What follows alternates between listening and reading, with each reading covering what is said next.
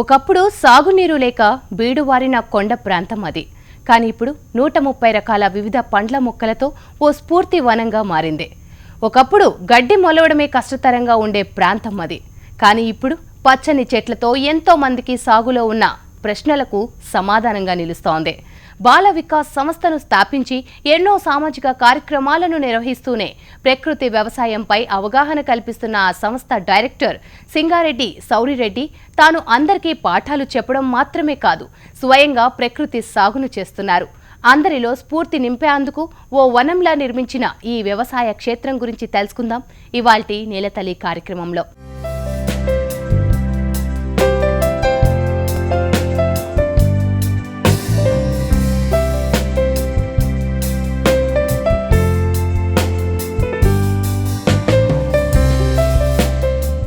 Bala Vikas executive డైరెక్టర్గా పనిచేస్తున్న సింగారెడ్డి సౌరిరెడ్డి ఒక మారుమూల గ్రామంలో జన్మించారు. ఆ సంస్థ ద్వారా ఎంతో మంది రైతులకు ప్రకృతి సేద్యంపై అవగాహన కల్పిస్తున్నారు.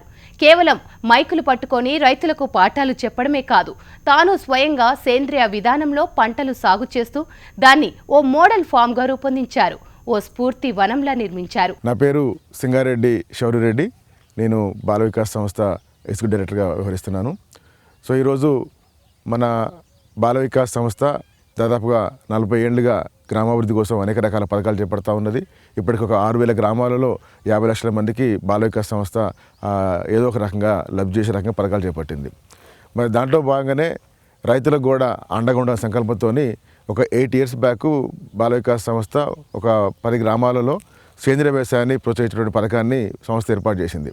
సో ఆ క్రమంలో నేను గ్రామాలకు పోయి రైతులతో మాట్లాడే క్రమంలో అంటే సేంద్రియ వ్యవసాయం చేయాలా, చేస్తే కనుక అందరికీ లాభం ఉంటుంది పద్ధతులు మాట్లాడుతున్నప్పుడు అంటే రైతులు నన్ను డైరెక్ట్గా ప్రశ్న వేయలే, కానీ వాళ్ళ కంటి చూపు నాకు ఎటువంటి ప్రశ్న వేసిందంటే, సార్ మీరు చేస్తానరా మాకు చెప్తాను అన్నటువంటి ప్రశ్న వాళ్ళ కంటి చూపు నాకు స్పష్టంగా కనపడదు అనమాట. వ్యవసాయంలో అవగాహన ఉన్నది, అనుభవం ఉన్నది కాబట్టి మరి రైతులు కూడా మరి ఆర్గానిక్ వ్యవసాయం పోవాలంటే మరి వాళ్ళని కూడా మరింత ప్రేరేపించాలంటే ఏదో పుస్తకం చదువుకొని చెప్పిన దానికంటే కూడా నేను స్వయంగా చేసి చెప్తే కనుక నాకు నమ్మకం ఉంటుంది. ఆ నమ్మకం మీద నేను కూడా వాళ్ళకి ఇంకా బాగా చెప్తానికి ఆస్కారం ఉంటుందని చెప్పని మరి నేను ఎందుకు మొదలుపెట్టదని చెప్పని అనుకున్నాను అనమాట. మా నాన్న ఇక్కడ కాజీపేటకి 9 కిలోమీటర్ దూరంలో తలపల్లి దగ్గర ఒక 4 ఎకరాల భూమి తీసుకున్నాడు అనమాట. ఇది దేనికి పనికిరాని భూమిలాగా ఉన్నటువంటి ఎర్ర భూమి, కానీ పక్కన కొండ, నీళ్ళు పడేటువంటి పరిస్థితి లేదు. అంటే అన్నీ ఉండి చేయడం ఒక ఎత్తు, లేకపోయినా కానీ మనం చేయాలంటే ఒక పట్టుదలతోని నేను ఇక్కడ మొదలుపెట్టాను. ఎకరంలో మాత్రం మామిడి చెట్లు పెట్టాము. ఆ చెట్టు పెట్టేటప్పుడు కూడా ఒక రకం ఎందుకు పెట్టాలని చెప్పినట్టుగా 16 రకాల మామిడి చెట్లు పెట్టడం జరిగింది. మళ్ళీ ఆ ఎకరం తోట అయిన తర్వాత కేవలం మామిడి చెట్లు మాత్రమే ఎందుకు, మన ఇంటికి కావాల్సినటువంటి అనేక రకాల పండ్లు ఇద్దామని చెప్పినట్టుగా ఇంకా రకరకాల పండ్లు వేసి మొదలుపెట్టాము. సో అట్లా ఇప్పుడు దాదాపుగా ఒక 100 రకాల పైనే మనకి ఇక్కడ పండ్ల చెట్లు అందుబాటులో ఉన్నాయి. వరంగల్కి అతి సమీపంలో ఉన్న కుమ్మరిగూడెం ప్రాంతంలోని తమ 5 ఎకరాల పొలంలో పండ్ల తోటల సాగును 7 ఏళ్ల క్రితం మొదలుపెట్టారు. అయితే స్థానికంగా నీటి లభ్యత లేదు. దీంతో 3 బోర్లను తవ్వించారు. అయినా పెద్దగా నీరు అందలేదు. దీంతో తన పొలంలోని కొంత భాగంలో 24 లక్షల లీటర్ల నీటి నిల్వ సామర్థ్యం గల నీటి కుంటను నిర్మించుకున్నారు. దీంతో ఇప్పుడు ఏడాది పొడవునా ఈ కుంటల్లో నీరు అందుబాటులో ఉండడమే కాదు, భూగర్భ జలాల స్థాయి కూడా పెరిగింది. అంతేకాదు, ఈ నీటి కుంటల్లో చేపలను పెంచుతూ సుమారు 2 నుంచి 3 లక్షల రూపాయల ఆదాయాన్ని పొందుతున్నానంటున్నారు సౌరిరెడ్డి. తోట మొదలుపెట్టినప్పుడు ఒక ఆలోచన ఏంటంటే, నా కూతురు పేరు స్ఫూర్తి. సో దాని పేరు పెడదామని చెప్పినట్టుగా అనుకున్నాం ఫస్ట్. మరి ఆ స్ఫూర్తి దాని పేరు పెట్టినప్పుడు మరి తోట కూడా స్ఫూర్తి పెట్టినప్పుడు తోట కూడా స్ఫూర్తిదాయకంగా ఉండాలా, 10 మందికి ప్రేరేపణ కల్పించాలా అన్నటువంటి పద్ధతుల్లో భిన్నంగా ఆలోచన మొదలుపెట్టాం. అంటే స్ఫూర్తి అని ఎప్పుడు వస్తుందంటే అందరిలాగా చేసినప్పుడు మనం స్ఫూర్తి చేయ ఉండదు. అందరు ఆలోచనలకి, అందరి వ్యవహారానికి భిన్నంగా మనం ఆలోచించి వ్యవహరించినప్పుడే వేరే వాళ్ళకి మనం ప్రేరేపిస్తానికి ఆస్కారం ఉంటుంది. కాబట్టి ఈ కొత్త రకాల పండ్ల చెట్టు పెట్టడం అనే పద్ధతిలో వచ్చామన్నమాట. సో దీనికోసం 2 ఆవులు కూడా తీసుకొని 100% సేంద్రియం, అంటే ప్రతి పంటకు కూడా ఆవు పేడ మూత్రంతోనే అనేక రకాల కషాయాలు, ఎరువులు తయారు చేసుకొని సంపూర్ణంగా 100%తోనే మనం ఇక్కడ ఏర్పాటు చేస్తూ ఉన్నాం. ఫస్ట్ ఒక బోర్ వేసాను ఫస్ట్ ఇయర్. అది 2వ సంవత్సరం కల్లా అది దాదాపుగా ఎండిపోతానికి వచ్చింది. తర్వాత 2వ సంవత్సరం వేసినారంటే 2వ బోర్ వేసిన, మళ్ళీ అది కూడా దగ్గర ముఖం పెట్టింది. మళ్ళీ 4th ఇయర్ 5th ఇయర్ మళ్ళీ ఒక బోర్ వేసిన. అంటే 3 బోర్లు వేసినా కానీ అంటే నీళ్ళు లేవు కాబట్టి నీళ్ళు రావు. ఇప్పుడు మనం పోటీ పడి పక్క వాళ్ళు ఎత్తాను నేను కూడా చెప్పని బోర్ల మీద బోర్లు వేస్తే దాదాపుగా ఒక 4-5 lakhs నేను ఖర్చు పెట్టే పరిస్థితి వచ్చేది. కానీ 3 బోర్లు వేయగానే అనిపించింది ఇక్కడ నీళ్ళు లేవు కాబట్టి ఇక నువ్వు 10 బోర్లు వేసినా 500 feet పోయినా నీళ్ళు రావు, మనం భిన్నంగా ఆలోచిద్దామని చెప్పన్నట్టుగా మరి ఉన్నటువంటి 4 ఎకరాల తోడుగా పక్కన ఇంకో ఎకరాలు కొనుక్కున్నాం. మొత్తం 5.5 ఎకరాలు ఉన్నది. నీళ్ళు లేకపోతే ఈ 5 ఎకరాల భూమి కూడా వేస్ట్ అని చెప్పని ఇక ఇప్పుడు చూస్తున్నట్టుగా ఒక 1/4 ఎకరం భూమిని దీన్ని కేటాయించుకున్నాం. అంటే నీళ్ళు లేకపోతే 5.5 ఎకరాలు పోవడం వృధాగా పోనించుకుందామా, లేకపోతే 1/4 ఎకరాన్ని కేటాయించుకొని 5 ఎకరాలు కాపాడుకొని మరి విజయవంతంగా పోయించి ఆలోచన చేసుకొని ఒక 2 years బ్యాక్ దాదాపుగా 26 లక్షల లీటర్లు నీళ్ళు పడేటువంటి సామర్థ్యంతో ఒక కుంట తీసుకోవడం జరిగింది.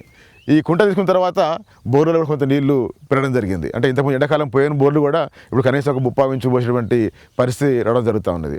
దాంతోపాటు దానికి ప్రభుత్వం నుంచి స్కీమ్ తీసుకొని డ్రిప్ ఏర్పాటు చేసుకున్నా.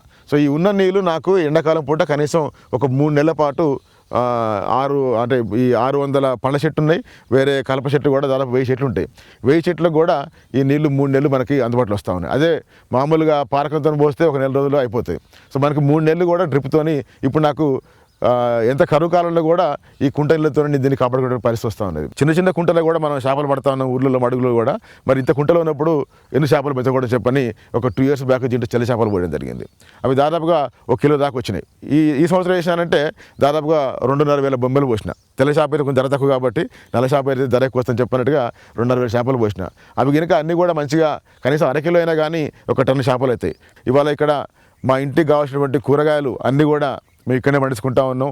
పాలు కానీ, చికెన్ కానీ, పండ్లు కానీ అన్నీ కూడా పల్లి కానీ, బొబ్బెర్లు కానీ, కందులు కానీ మా దాదాపుగా బయట కొనేటువంటి పరిస్థితి లేకుండా ఇక్కడ ఏర్పాటు చేసుకుంటా ఉన్నాం. స్ఫూర్తి వనంలో సుమారు 130 రకాల పండ్ల చెట్లను ప్రయోగాత్మకంగా పండిస్తున్నారు. ఇక్కడ ఏడాదంతా పండ్ల ఉత్పత్తి వస్తూనే ఉంటోంది. వాతావరణానికి తగ్గట్లుగా మొక్కలను పెంచుతున్నారు. యాపిల్లో 4 రకాలు, మామిడిలో 24 రకాలు, 60 నుంచి 70 రకాల దేశ విదేశాల నుంచి వచ్చిన పండ్ల చెట్లను పెంచుతున్నారు. కొత్త తరహా పంటలు పండించేందుకు ఆసక్తిని కనబరుస్తున్నారు సౌరిరెడ్డి. నేటి తరానికి సాగులో ప్రయోగాలు చేయాలనుకునే రైతులకు ఈ వ్యవసాయ క్షేత్రం ఓ ప్రయోగశాలగా నిలుస్తుంది అంటున్నారు ఈయన. మా స్ఫూర్తి వనంలో దాదాపుగా 100 రకాల పైనే పండ్ల చెట్లు ఉన్నాయి ఇక్కడ. సో దీంట్లో కొన్నేమో మన ప్రాంతంలో పండేటివి ఉన్నాయి, కొన్నేమో ఇప్పుడు కేరళ కానీ లేకపోతే హిల్ ఏరియాస్ పడేటువంటి రకాల పంటలు ఉన్నాయి. అంటే ఇక్కడ వాతావరణానికి కూడా కొన్నిసార్లు రాకపోవస్తాయి. అయినా కానీ నేను ప్రయోగం చేద్దాం, ఎందుకంటే కొన్నిసార్లు వాతావరణ మార్పుల్లోనో లేకపోతే భూమి పరిస్థితి మంచిగా ఉంటేనో ఎట్నో వచ్చే అవకాశం ఉంటుంది కాబట్టి ట్రై చేద్దామని చెప్పినట్టుగా 100 పైన రకాలు రావడం జరిగింది. అంటే దీంట్లో ఒకవేళ ఒక 10-15 రకాలు రాకపోయినా కానీ కనీసం ఇక్కడ నాకు 80 నుంచి 85 రకాల పండ్లు అందుబాటులో ఉంటే ఆస్కారం ఉన్నది. అంటే నేను నా కుటుంబం ఎప్పుడైనా చేనుకు వచ్చినామంటే ఏ రోజు వచ్చినా సంవత్సరంలో ఒక 10 రకాల పండ్లు ఇంటికి పట్టుకునేటువంటి ఒక ఆలోచన మాకున్నదన్నమాట. అంటే ఉదాహరణకి ఇక్కడ లీచీ అనే ఉన్నది. లీచీ అనేది ఎక్కువ మనకి బీహార్లో వస్తూ ఉంటుంది. రాంబుటాన్ ఉన్నది. రాంబుటాన్ కేరళ కానీ శ్రీలంకలో బాగా వస్తూ ఉంటాయి. ఇవి చాలా ఖరీదు గల పంటలు అన్నమాట. సో ఇప్పుడు లీచీ దాదాపుగా పెట్టి 4-6 ఏళ్ళు అవుతూ ఉన్నది. అది ఈ సంవత్సరం పూతకొచ్చింది. ఆ పూత కొంచెం వాడిపోతూ ఉంటుంటే మీరు చూసినట్టుగా దాన్ని కాపాడాలని చెప్పినట్టుగా దానికి గ్రీన్ షేడ్ కూడా ఏర్పాటు చేస్తూ ఉన్నాం. అంటే ఇక్కడ ఏదైతే చెట్టు కొంచెం వాతావరణం వేడి ఎక్కువ పంపిస్తుందో అటువంటి దానికి షేడ్ నెట్ కూడా టెంపరీగా ఏర్పాటు చేస్తాను కూడా ప్లాన్ చేసుకొని కాపాడుతూ ఉన్నాం. దాదాపుగా ఒక 20-30 రకాల పండ్లు మనకి అందుబాటులో ఉన్నాయి మన తెలుగు రాష్ట్రాలలో. కానీ ఇంకొక 60-70 రకాలు చాలామంది పేరే వినపోవచ్చు, ఆ చెట్టు కూడా వినపోవచ్చు. కానీ వాటిలో కొన్ని పోషకాలు ఎక్కువ ఉండి మార్కెట్ డిమాండ్ ఎక్కువ ఉండి ధర ఎక్కువ వచ్చేటువంటి అవకాశం పంటలు కూడా చాలా ఉన్నాయి. సో ఇక్కడ నా ఆలోచన ఏంటంటే ఈ చేనులో ఏదైతే ప్రయోగం చేస్తామో అది అదృష్టంగా ఇక్కడ పండిందంటే అంటే ఈ ప్రాంతానికి అది అనుకూలం, ఈ వాతావరణం అనుకూలం కాబట్టి ఇక్కడ చూసిన తర్వాత రైతులు అంటే ఇక్కడ నేను ఒక రకాన్ని 2 చెట్లు 3 చెట్లు పెట్టా, అంటే కమర్షియల్గా పెట్టలే కానీ ప్రయోగంగా పెట్టడం జరిగింది. ఏదైతే పంట ఇక్కడ కొత్తగా వస్తుందో ఆ పంటని కొంతమంది రైతులు ముందుకు వచ్చి 1 ఎకరం 2 ఎకరాలు ట్రై చేసుకుంటే కనుక అది కమర్షియల్గా ఈ ప్రాంతంలో వయబుల్ అయ్యి వాళ్ళు కొత్త తరహా పంటలు కొత్త అంటే అధిక ఆదాయం పొందడానికి ఆస్కారం ఉంటుంది. అంటే ఆ విధంగా ఇది ఒక రీసెర్చ్ ఫామ్ లాగా రైతులను ప్రేరేపిస్తానికి ఏదైతే స్ఫూర్తివనం పేరు పెట్టినామో ఆ స్ఫూర్తించే రకంగా మనం ఇక్కడ ప్రయత్నం చేస్తూ ఉన్నాం. ఆల్రెడీ చాలామంది రైతులు కూడా చూస్తూ ఉన్నారు. ఎందుకంటే అంటే ఈ తోట మొదలుపెట్టి 7 ఏళ్ళు అవుతూ ఉన్నది.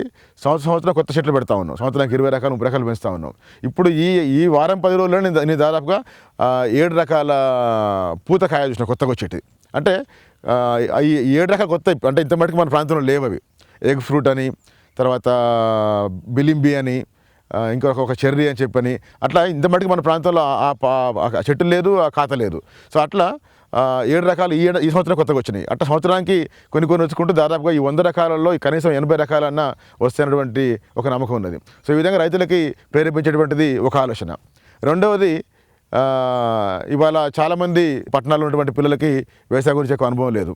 సో ఎప్పుడైతే ఇక్కడ 100 రకాల పండ్లు, 100 రకాల చెట్లు అందుబాటులో ఉంటాయో వాటన్నిటికి కూడా నేను ఒక బోర్డు మంచిగా ఒక ఫీట్ సైజు బోర్డు పెట్టి ఆ పండు ఫోటో పెట్టి ఆ పండు పేరు పెట్టి ఏ కాలం వస్తుంది, అది ఏ ప్రాంతంలో ఎక్కువ పండుతుందని చెప్పని కూడా నేను బోర్డు పెట్టినానంటే రేపు స్కూళ్ళల్లో విద్యార్థులకు కూడా ఇది ఒక అవగాహన యాత్రలాగా ఉండడానికి కూడా ఆస్కారం వస్తుంది. అంటే వాళ్ళకి కూడా ఎన్ని రకాల పండ్లు ఉంటాయి, ఎట్లాంటి చెట్లు ఉంటాయని చెప్పని కూడా ఆస్కారం ఉంటుంది. అంటే వాళ్ళకి ఒక దగ్గర పోతే 100 రకాల చెట్లు అందుబాటులో ఉండవు. సో ఆ విధంగా ఇటు రైతులను ప్రేరేపించాలన్నది ఒక లక్ష్యం అయితే, విద్యార్థుల్లో కూడా వ్యవసాయం మీద ఒక ప్రేరేపణ కల్పించడం, ఒక అవగాహన కల్పించడం లక్ష్యంతో కూడా దీన్ని ఏర్పాటు చేసి ముందుకు పోతా ఉన్నాం. ఇది ఇప్ప చెట్టు. మామూలుగా ఇప్ప చెట్టుతో ఇప్ప పూతోని వెనకటి రోజుల్లో ఊర్లలో లిక్కర్ తయారు చేసుకుంటారు కదా. సో ఇది ఇప్ప చెట్టు. ఇది ఫిగ్ ట్రీ అంటారు, ట్రీ వెరైటీ ఫిగ్. ఇది అంజీర్ లాంటిది. సో ఇక్కడ చూసినట్టు కనుక ఇది ఆలివ్ చెట్టు. ఆలివ్ ఆయిల్ కానీ ఆలివ్ పండు కానీ చాలా ఎక్స్పెన్సివ్ ఉన్నవి. సో ఆలివ్ చెట్టు కూడా మంచిగా ఏపు వస్తూ ఉన్నది. ఇది కూడా డ్రై వాతావరణం కూడా తట్టుకునేటువంటి రకం. ఇది తక్కువ నీళ్ళతోని మంచిగా పెరుగుతూ ఉన్నది. సూర్యనామ చెర్రీ అనేటువంటి రకం ఇది. ఇది కూడా ఎర్రకాయ చాలా కాస్తూ ఉన్నది. అంటే ఒక చెట్టు, పెద్ద చెట్టు ఆల్రెడీ మనకు ఉన్నది, మళ్ళీ 2 చెట్లు తెచ్చి పెట్టడం జరిగింది అనమాట. సో ఇది సూర్యనామ చెర్రీ. ఇది పిస్తా, మన డ్రై ఫ్రూట్లో వస్తాయి కదా పిస్తా అనేది. సో ఆ పిస్తా చెట్టు ఇది 2 ఏళ్ళ చెట్టు ఇది. సో లక్కీగా మనకు ఆల్రెడీ పూత పూసి ఇది పిందె దశలో ఉన్నది. ఇది పూత, ఇది పిందెగా మారుతూ ఉన్నది. సో ఇది కూడా మనకి లక్కీగానే ఇక్కడ అందుబాటులోకి వస్తూ ఉన్నది. ఇది చెర్రీ గోవా, ఇట్లా ద్రాక్ష గుత్తుల్లాగా వస్తూ ఉంటుంది. ఇది 2 సంవత్సరాల చెట్టు. ఇది ఈ రకంగా ఇంతకన్నా పెద్దగా కాదు, చిన్న మన అంగుర గుత్తులాగానే ఉంటుంది. ఇది ఒక కాయ మట్టుకి కొంచెం స్వీట్గా ఉంటుంది, కాకపోతే ఇత్తులు ఎక్కువ ఉంటుంది. దీంట్లో కండ తక్కువ, ఇత్తులు ఎక్కువ. దీన్ని చెర్రీ గోవా ఉంటుంది దీన్ని. తర్వాత ఇది స్టార్ ఫ్రూట్. ఇది మనకు మామూలుగా లోకల్ మార్కెట్లో కూడా అందుబాటులో ఉంటుంది. ఈ స్టార్ ఫ్రూటు ఇది 4 ఏళ్ళ చెట్లు. ఇది మరి విపరీతంగా బాగా కాస్తూ ఉంటుంది, సంవత్సరానికి 2 సార్లు కాస్తుంది. అది చిన్న ఆరెంజ్, అది చాలా పులుపు ఉంటుంది. ఇక మనకి ఏదైనా పులిహోర కానీ లేకపోతే ఇంకేమైనా జ్యూస్ కానీ పచ్చడి కానీ వాడుకోవచ్చు. కానీ డైరెక్ట్ తినాలంటే మటుకు చాలా పులుపు ఉంటుంది. ఇది జీడి మామిడి, క్యాష్యూ నట్ ఇది. సో ఇది కూడా ఫస్ట్ ఇయర్ మామిడి పెట్టిన సంవత్సరంలో పెట్టాను. ఇది కాయ కూడా చాలా బాగా వస్తుంది. మామూలుగా ఇది హిల్ ఏరియా కానీ లేకపోతే సముద్ర ప్రాంతాల్లో కానీ వచ్చేటువంటి పంట. బట్ మన తెలంగాణ ప్రాంతంలో ఇక్కడ వరంగల్లో కూడా ఇది చాలా బాగా వస్తూ ఉన్నది.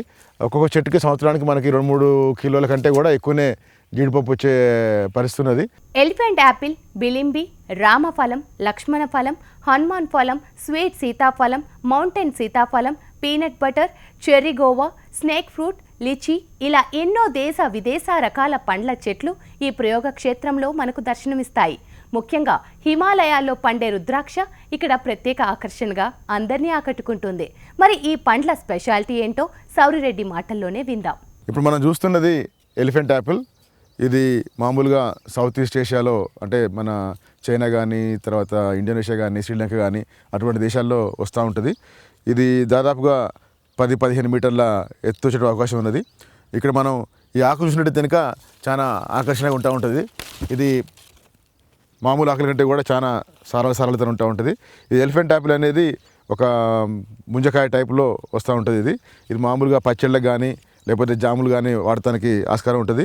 దాంతోపాటుగా ఎవర్ గ్రీన్ ట్రీ. ఇది ఏ కాలమైనా కానీ ఆకు ఇదే రకంగా పచ్చగా ఉంటా ఉన్నది. ఒక వృక్షంలాగా మంచి నీడ కూడా ఇస్తుంది. అంటే పచ్చదనంతో ఒక అందంతో పాటుగా మంచి పండ్లు కూడా.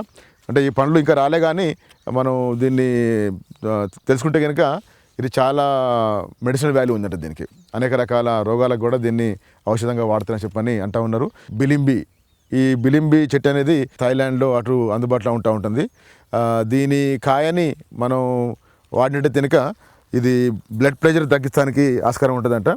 ఇది ఒక స్టార్ ఫ్రూట్ లాగా లేకపోతే ఒక మన కీరా లాగా, అంటే దీన్ని చెట్టు దోస కూడా అని కూడా అంటారు దీన్ని. సో ఇది కొంచెం ఒగురుగురు ఉంటుంది. దీన్ని మనం పచ్చడి చేసుకోవచ్చు, లేకపోతే మనం సలాడ్లో వాడుకోవచ్చు.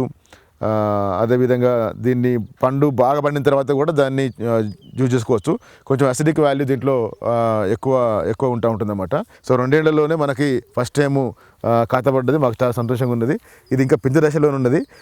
కాయ పెద్దగా అయిందంటే కనుక దాదాపుగా ఒక జానెడు పొడుగు ఉంటుంది. చూస్తానికి దోసకాయ లాగానే ఉంటుంది. ఇట్లా చెట్టుకు గుత్తులు గుత్తులు వస్తూ ఉంటాయి. సీతాఫలంతో పాటుగా రామఫలం, అదేవిధంగా లక్ష్మణ ఫలం, హనుమాన్ ఫలం, ఇటు 4 రకాల జాతులు ఉన్నాయి.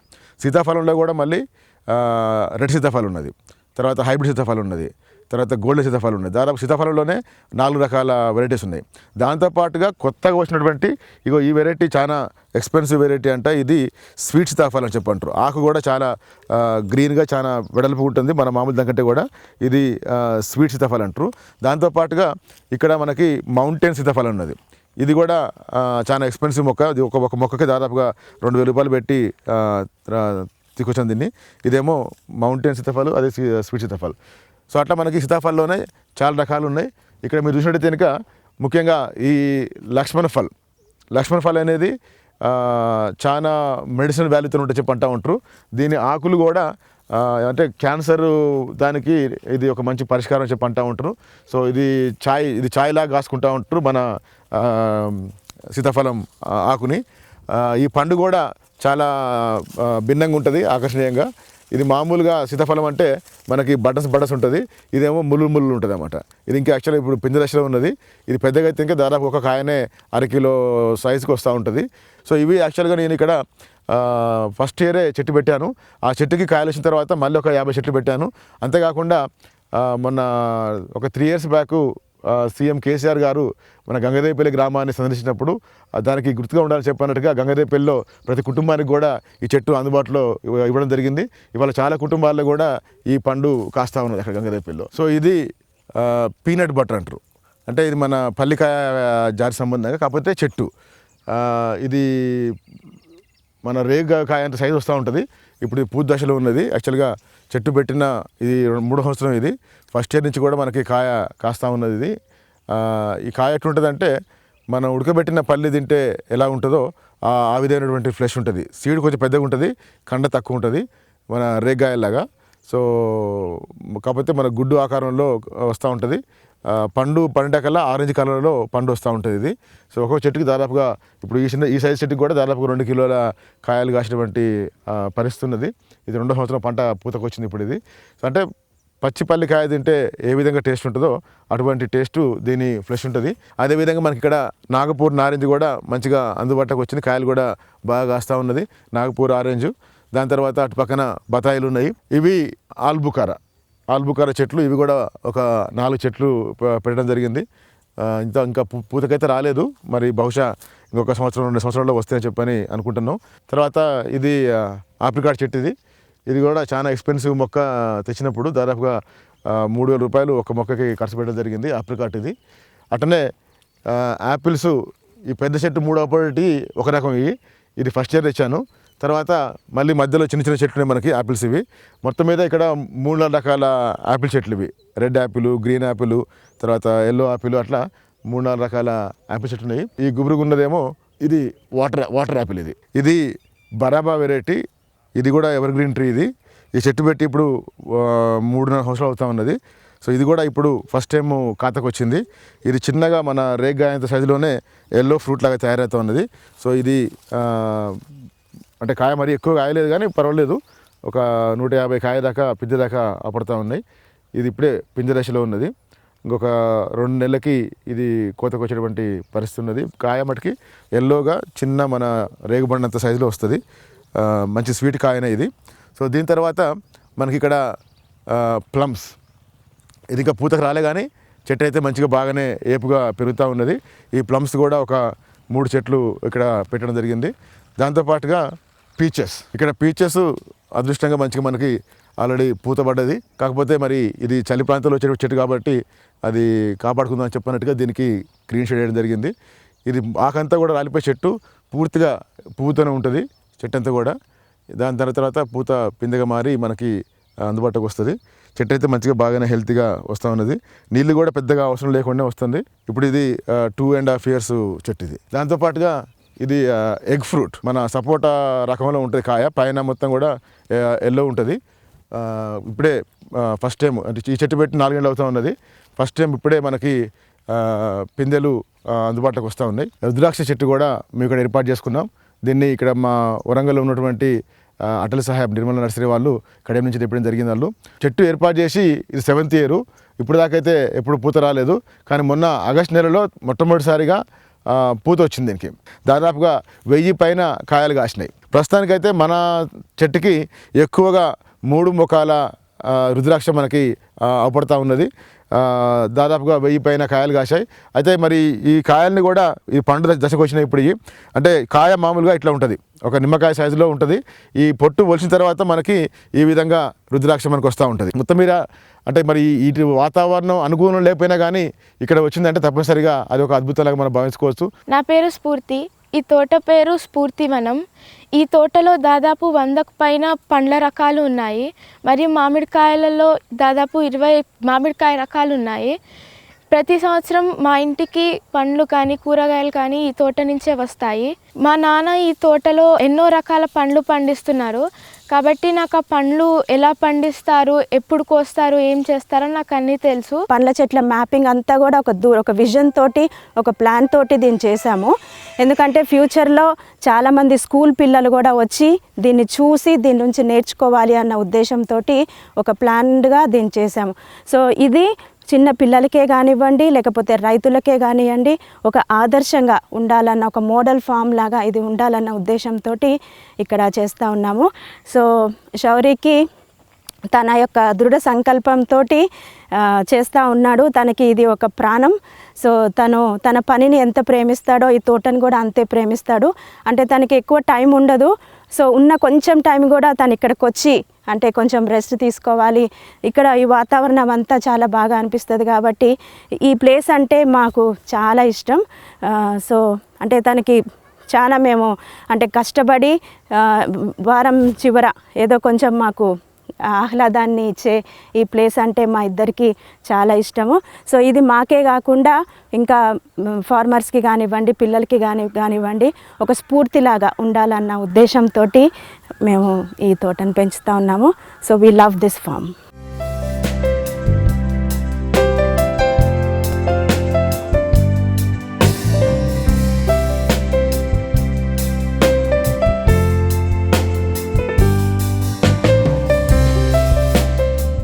ప్రకృతి వ్యవసాయం చేసే రైతులందరికీ తన వ్యవసాయ క్షేత్రం స్ఫూర్తిగా నిలవాలంటూ సౌరిరెడ్డి చేస్తున్న కృషి ఎంతో మందిని ఆలోచింపజేస్తోంది. ఈ ప్రయోగాల క్షేత్రం ద్వారా తమ సందేహాలను తీర్చుకుంటున్నారు రైతులు. నేటి తరం యువతలో కొత్త ఉత్సాహాన్ని నింపుతున్నారు. ఈ స్ఫూర్తివనం నిజంగానే అందరిలో స్ఫూర్తిని నింపాలని మనము ఆశిద్దాం.